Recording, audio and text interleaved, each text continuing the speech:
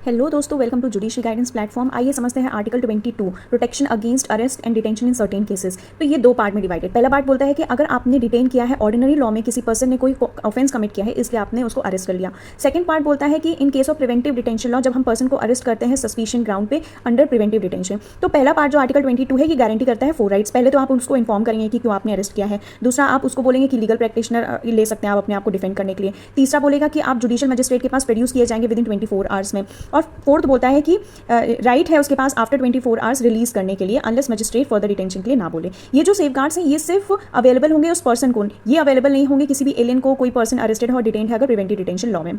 और जो आर्टिकल 22 का सेकंड पार्ट है, वो ये बोलता है कि प्रोटेक्शन दिया जाएगा पर्सन को जो अंडर प्रिवेंटिव डिटेंशन लॉ में अरेस्ट या डिटेन किए गए हैं। मतलब कि आप डिटेंशन एक्सीड नहीं कर सकते 3 मंथ का, जब तक advisory board unless advisory board आपको रिपोर्ट नहीं देती कि सफिशिएंट कॉज ना हो। एडवाइजरी बोर्ड में क्या कौन होता है? कंसिस्ट ऑफ जजेस ऑफ हाई कोर्ट। अब नेक्स्ट क्या बोल रहा है कि जो ग्राउंड्स होते हैं आपके, जो ग्राउंड्स होते हैं डिटेंशन के, वो कम्युनिकेट किए जाएंगे डेट्यूनी को, जिसको हम डिटेन करेंगे। और जो डेट्यूनी है उसकी वो अफोर्ड करता है opportunity to make a representation against the detention order. मतलब कि डेट्यूनी जिसको हमने डिटेन करके रखा है, उसके पास राइट भी होता है कि वो डिटेंशन ऑर्डर के अगेंस्ट में अपना रिप्रेजेंटेशन कर सकता है। अब ये जो डिटेंशन लॉ का जो ऑर्डर है, मतलब ये जो डिटेंशन लॉ हमने जो अभी पढ़ा कि कोई पर्सन अगर हम उसको सस्पिशियस ऑर्डर पर अगर डिटेन कर लेते हैं, तो ये जो प्रोटेक्शन है ये अवेलेबल होता है सिटीजन्स को भी एज वेल एज एलियंस को भी। अब एक बहुत ही फेमस केस है Joginder Kumar versus state of UP. उसमें ये बोला गया था कि जब हम किसी पर्सन को डिटेन करते हैं तो उसको बताया जाएगा कि उसे क्यों डिटेन किया गया है, और थर्ड पर्सन भी इंटाइटल्ड होता है कि उसका डिटेंशन कौन से लोकेशन में किया गया था, वो लोकेशन बताया जाएगा।